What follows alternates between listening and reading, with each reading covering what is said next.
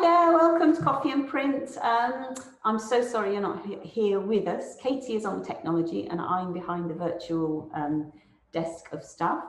Today we're going to do Japanese and Chinese laminating of thin papers onto thicker papers to give you a more substantial print. So I'll take you through that. You probably remember, you might remember, today is small print day, isn't it? So some of you might have small prints. I know Leslie is here, she has a small print. So today being small print Friday, I've brought some of my old small prints in from a while ago. You can see here, these are old small prints. And what's distinctive about all of these little prints, I'll show you these as well, so these little ones, is that the paper that the image is printed on is actually, this is, you know, a kind of nice sort of strong watercolor paper, but the prints were actually made on really thin Japanese and Chinese papers, so very kind of tissue-like materials that are beautiful to print on, but obviously really troublesome to frame and exhibit. So, for example,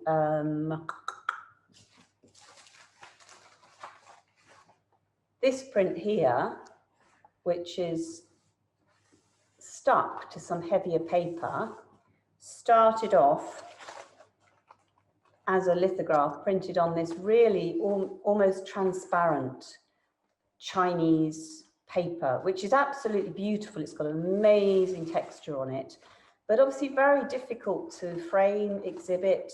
It's almost like a repair paper rather than a printmaking paper. So what I've actually done is I've laminated that to a heavier paper or to another piece of Chinese paper.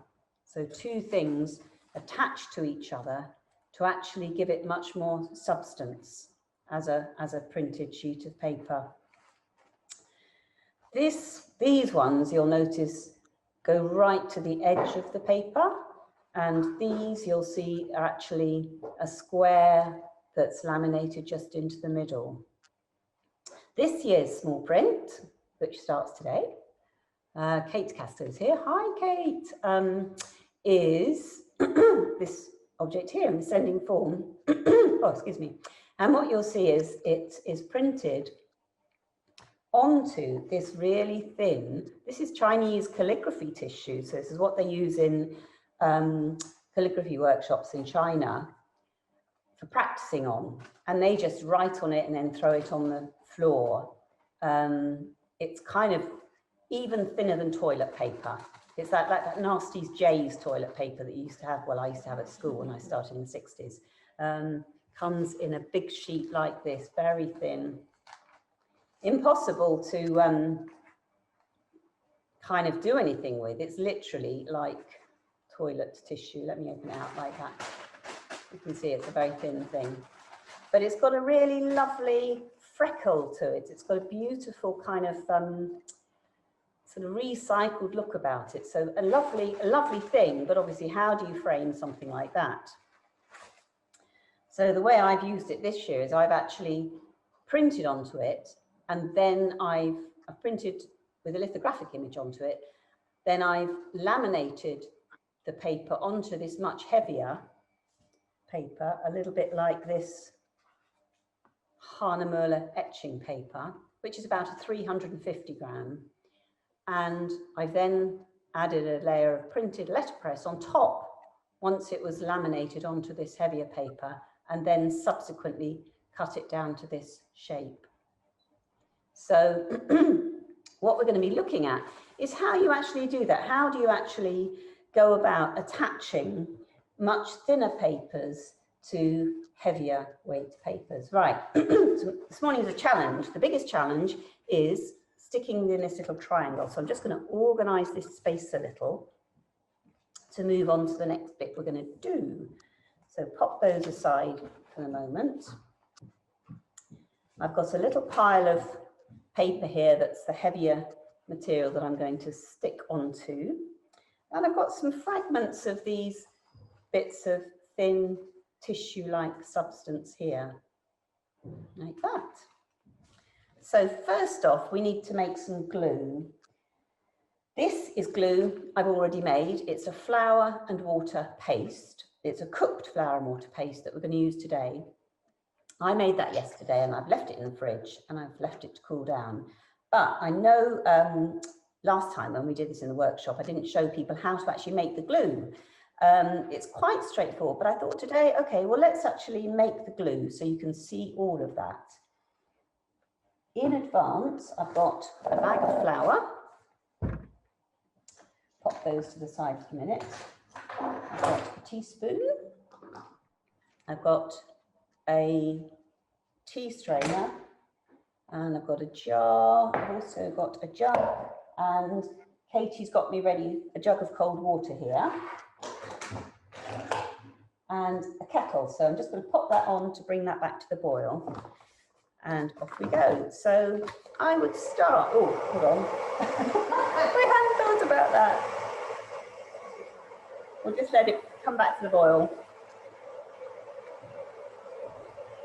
While we're bringing that to the boil, I will promote the Print Festival this weekend, Leicester Print Fair. So that's happening all this weekend. You can buy the prints online, so do come to the Print Festival, Print Fair this weekend. I could also promote our Leicester Print Workshop gift vouchers, which I made especially. And you can buy these in £5 is blue, £25 is teal, £130, that's the cost of a course, is green, £70 dark green. So you can choose your colour. So that's something else exciting. So Leicester Print Workshop gift vouchers. Right, petals foiled. So we're going to make this glue. So probably about a teaspoon of flour into your container. Any kind of container at all will do. Then a tiny bit of cold water. Now the idea is to make a paste, but you don't want any lumps at all. You want to kind of get it nice and smooth. So give that a really good stir to get all of those lumps out. Don't put too much water in when you start off because it'll be much harder to get rid of the lumps. So really stir that. Get rid of the lumps.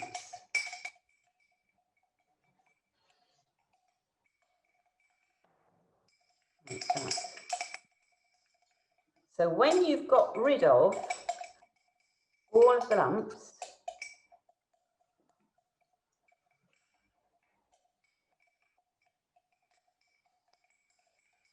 like that, we're going to now add some of the boiling water, and that's going to cook the flour.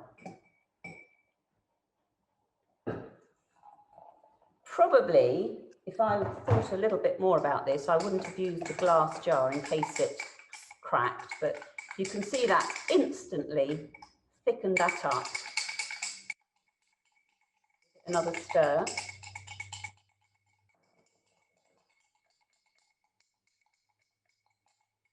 So that's kind of like double cream now. Now that's too thick. So what I'm going to do is thin it down. Just move that out of the way. I'm going to thin it down with some cold water because that's now cooked. It's really important that your wheat paste is cooked. Then I'm going to add some cold water to thin it down. So you kind of want a thin cream.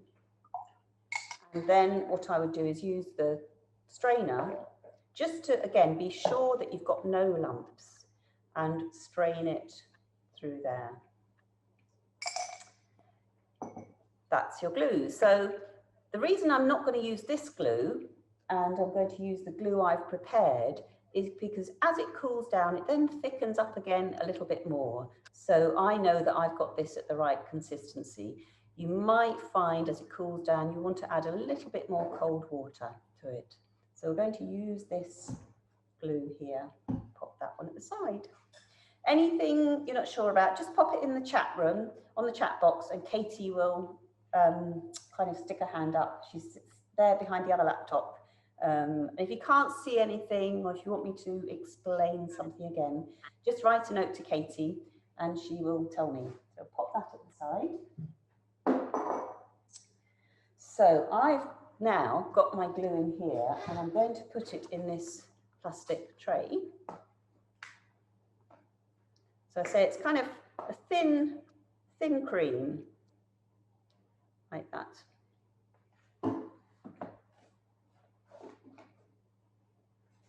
The other things I need to hand are, this is a DIY shop wallpaper brush. It's got a nice flat edge like that. It's fairly soft. You can, I mean, this kind of technique is based on Asian kind of laminating techniques for laminating paintings on silk and very thin papers. So the brushes that they would have used would have been very special brushes. But actually, this from your local DIY shop is perfect. The other thing that you might want to shop around a bit more for is these beautiful soft square, these are proper Japanese brushes. So they've got a lovely soft texture there and a nice thin wide brush there. And I've actually got a couple of sizes of those. I'm going to use this one for the glue and that one for helping me to do the laminating. So I've got two brushes.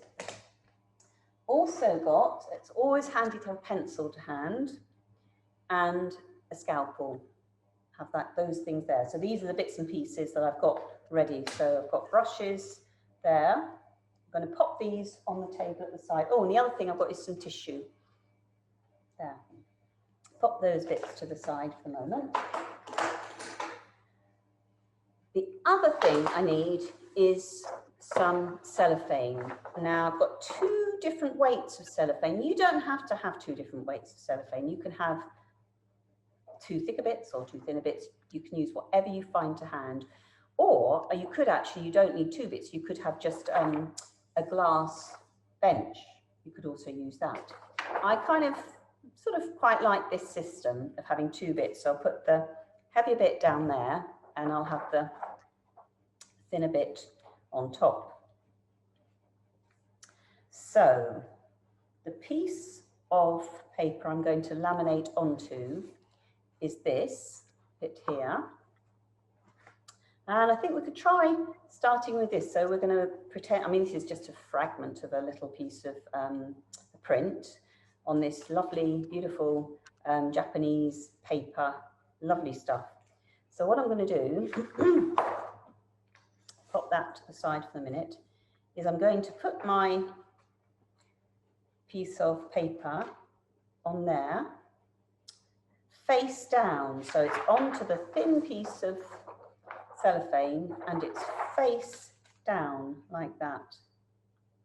Next thing I need is the glue brush and the glue and the tissue paper. So those are my three things now. Okay, so load up your brush with glue. Now this is like all of these things, it's one of those kind of little activities that you get better as you go along. This is quite a small piece that we're laminating. Like all printmaking, the bigger you go, the more kind of complications you run up against. Things that are likely to happen as you go bigger is that as you put the glue on, you might get bubbles in the sheet that are right in the middle of the paper, and the edge of your paper is over here, and you've got to somehow get the bubble right to the edge. So to help with dealing with that kind of issue about the paper moving as you start to put the glue on, really important to start in the middle. So popping glue onto your paper and start in the middle, and you'll instantly see that the paper is going to start to stretch. Beautiful thing about using flour paste glue is that you've got all the time in the world. There's no rush, and you actually don't want to rush this, because the idea is that you need the paper to stretch, and you need those, as it stretches, you don't want any air to be caught in the paper, between the paper and the cellophane. So I'm just putting glue on here, and I'm just very slowly brushing it out towards the edge of the paper.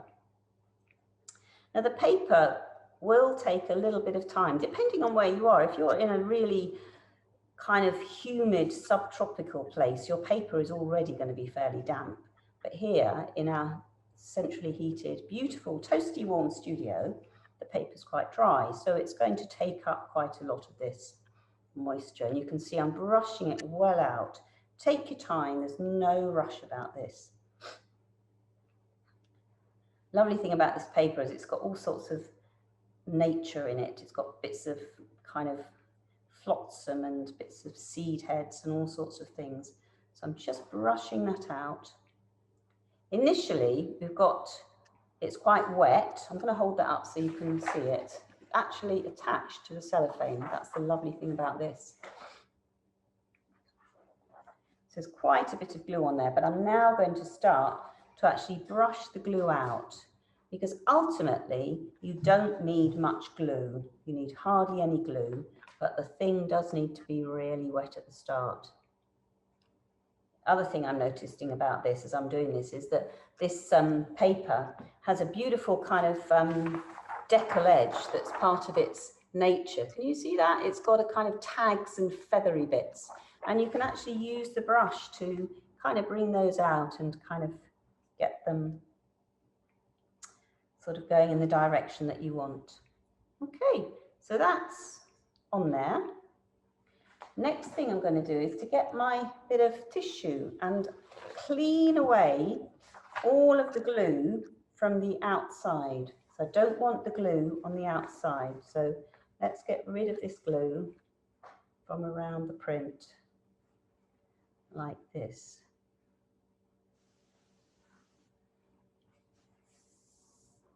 Obviously, where I've got my feathery bit, I'm going to be a little bit careful there, because I don't want to lose that nice feathered kind of fibres of the paper. I'm hoping you can all see this. What's it looking like? Can everybody see? Can you see, Katie? Is that a good? Yeah. I've got the amazing Katie on the technology today. Okay, just wiping it down like that. Take some more tissue. I don't know about you guys, but it's technology has become our friend and our foe. As we're doing this, however, Katie is recording it. So all of these things, if you find that, obviously as a workshop member, these are events that we do when we're open. Every kind of few weeks, we'll have one of these coffee and demo things to do something. Maybe talk about ink or look at different kinds of paper or registration systems. But for people who aren't members, I think the coffee and print thing that we're doing today, is that right? It's going to be up on the website, Katie? Yeah. So this little recording, this little demonstration will actually be available to watch afterwards. So if you want to watch it again, it'll be there at some point for you to see. Okay, so I've wiped off the glue from around the edge. I'm just going to go back with my brush, make sure that I've got a nice thin layer. I know this seems a bit silly because I've already wiped the edge, but I just want to make sure I've not got too much glue. You need hardly any glue for it to actually attach itself to the paper. And once it's attached to the paper, you'll find it almost impossible to remove it, even though it's a tiny, tiny amount of flour, because the technique we use with the brushes will actually bond the fibres of this paper into the other paper. Just wiping that down again, like that. So say I've used this technique a lot for doing the small prints, for where you want to kind of print on some really beautiful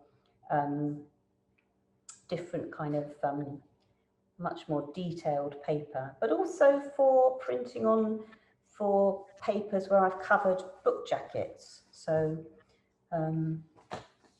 it's a technique I kind of really like. So that we've got now, our print is now attached with the wet glue to the piece of cellophane.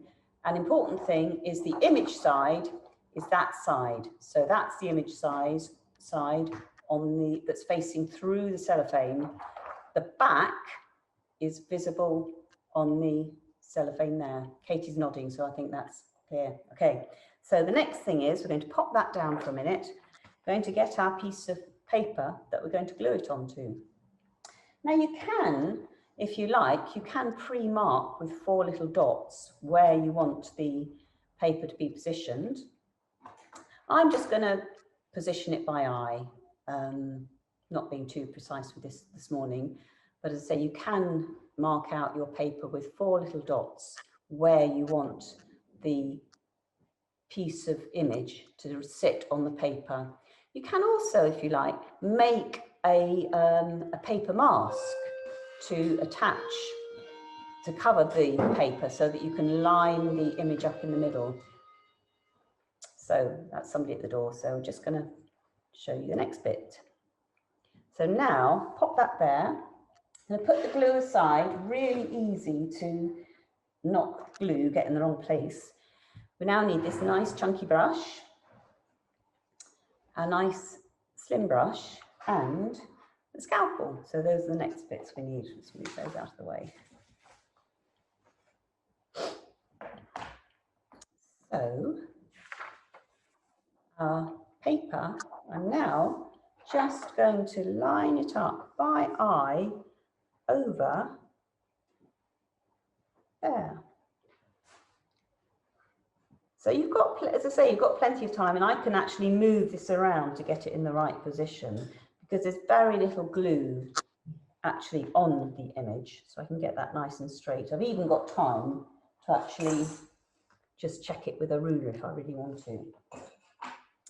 Next thing to do is to just start to brush it down onto the sheet. Useful thing about this thin cellophane is that when you use brushes, you will get quite an intimate transfer of pressure through the material. The thicker plastic is obviously a little bit more rigid, really useful for lots of things, but I would say that this thinner film, it's almost like the photocopy film, I think that is actually a piece of photocopy film, is great material. Now, the next thing to do is to peel off this. Oh, I didn't need a bit of tissue. I'll use that instead. Forgot the tissue. But sometimes you'll find when you start to peel this off that a corner doesn't quite lift. It starts to lift. So what I'm going to do is get it to the cut edge and just use the scalpel to hold down the edge of the print while I carefully peel off the cellophane, just carefully peeling that back, because you'll notice at the moment it's not stuck yet, it's just in position. Pop that on the side. I'm now going to get a piece of tissue, just blot it very carefully, and lift that up again. Now I'm going to go on to my other piece of cellophane and get this lovely chunky brush and pound it. Pound that down. And this is actually going to mat those 2 layers of paper together. So it's almost like felting. Great thing about having a square edge is you can see that it's kind of hitting it like that. There are no bubbles because we spent time to brush it out. There's no bubbles, so I'm just going to put that down like that.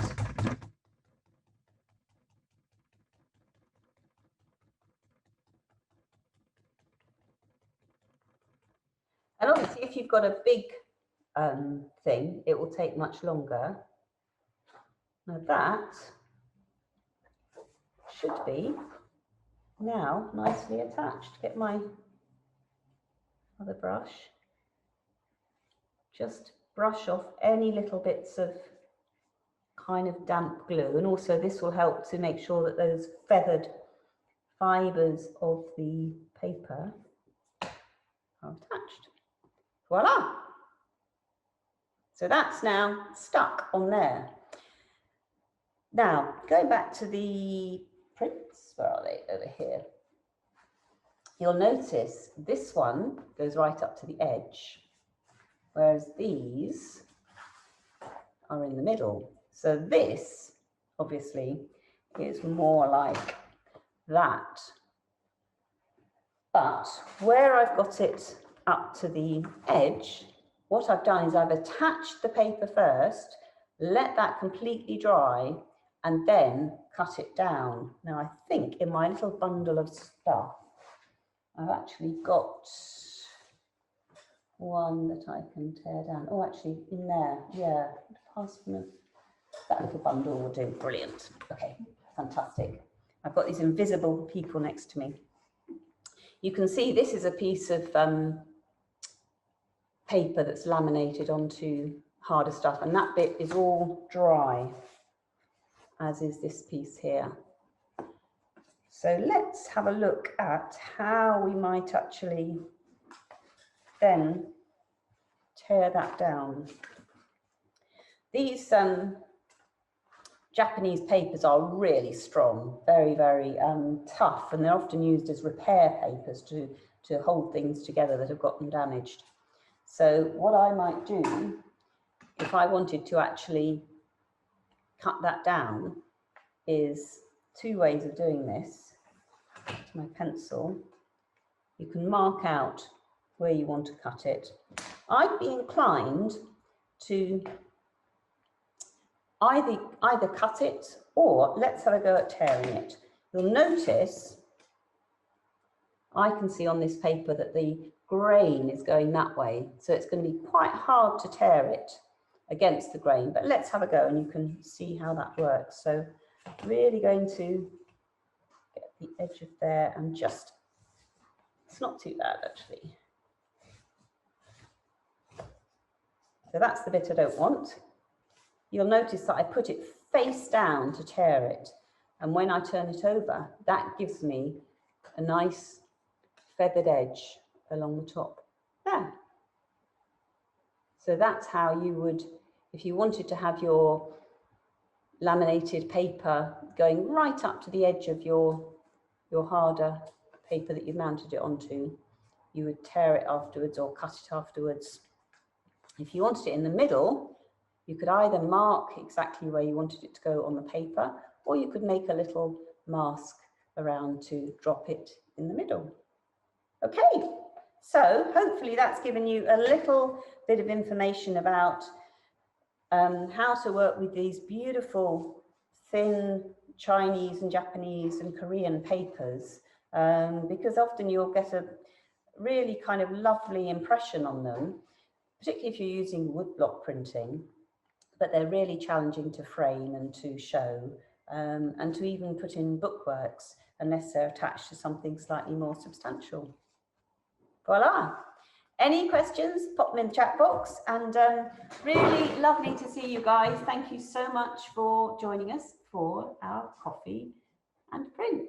So see you soon. Bye now. Any chats? Nothing in the chat. Okay.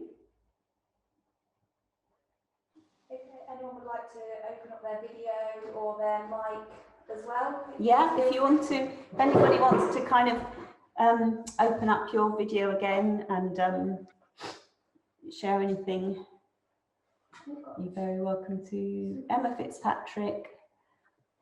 Thanks, Emil. Great. Good. Does what it says on the tin, coffee and print, although I drank my print coffee a little bit earlier. It went cold, yeah. That's cool. Any other questions, Katie? No? All right then. When you're going really big, what is it? Mostly bubbles you're going to encounter? You're going to get bubbles, and what you might, if you had a really big sheet of paper like this, What you probably want to do is roll it around a cardboard tube. Okay, like a rolling pin. Absolutely, yeah. And so you roll that around a cardboard tube and you start at one end, you do it really, really slowly with your brush to get the bubbles out. So you really take your time. It's tricky. Yeah, it is tricky. So probably best to start on small bits, Yes. kind of work out, and also depends on what paper you choose. Some are going to stretch more than others. So you'll sort of do some experimenting to find out what. Oh, Katie's got her hand up as well. Does the thicker paper need to be smooth? That's from Sally. Absolutely not. It can be, I mean, these are actually attached to a very bumpy watercolour paper. And sometimes what's really fantastic is you can use, that's quite a smooth paper, but you can use something, a really, you know, kind of really diverse paper structures that will contribute. This one here is actually attached to something called Moulin de Gay, which is a real bumpy ploughed field kind of paper. And the lovely thing is when you, the texture of the paper underneath will actually show through. And so the final kind of surface of the print would actually be a combination of the thinner paper, the fibres of the thinner paper, but actually the relief surface of the thicker paper. So yeah, it's a fabulous thing, and obviously you can you know save up all your old bits and pieces. But yeah, textured papers are perfect to work on. Yeah, definitely. And the other thing you can do actually is on one of these prints, this one, you'll note, you might see that the paper is slightly stained, and that's because on this paper started out as quite a bright white, and I didn't like it, so I painted this paper. I put a kind of tea stain on it, so that when it was actually attached to the paper underneath, it's kind of slightly toned down. You'll notice the paper itself is quite bright white, but the print is actually not bright white at all. It's got a kind of mottled staining to it, and that's just been painted onto the paper with one of these fat brushes and left to dry. So it's given it that kind of tint, just a really a spit of acrylic or watercolour into some water, just paint it on and let it dry. And you know that will, if it's got some wrinkles in it, it'll then flatten out afterwards when you do the laminating. Obviously with that, if you're using watercolour, there'll be some movement in the pigment when you put the glue on. So that's something you need to bear in mind. Acrylic is quite good for staining papers because it won't subsequently move and disperse itself when you re-wet the paper. So that's something to bear in mind. Comment from Leslie saying, thanks for the demo, lovely process. Oh, you're really welcome, Leslie, and I love your small prints, they're fantastic. So the biplanes, yeah, that was amazing. So they're all going up today, aren't they, Katie? And really lovely to see you, and really looking forward to people being actually back here as opposed to at home. So my pleasure to you. Yeah, yeah. I think we're going to do some more of these, aren't we, Katie? Yeah. So if you want to send us in your requests about what you'd like to do on the virtual coffee and print sessions. The only downside is that we've got this little triangular space here to work in. So that's kind of, yeah, that's kind of slightly challenging. So yeah, that's something to bear in mind. Sally Stephen saying thank you. You're very welcome. Okay, all right then. Well, we're going to head off now, and we've got another session this afternoon at 5 o'clock. And what we're going to be looking at then is we're going to be using some Tetra Pak to kind of do a little riff on Japanese woodblock printing using stuff that you find in the kitchen.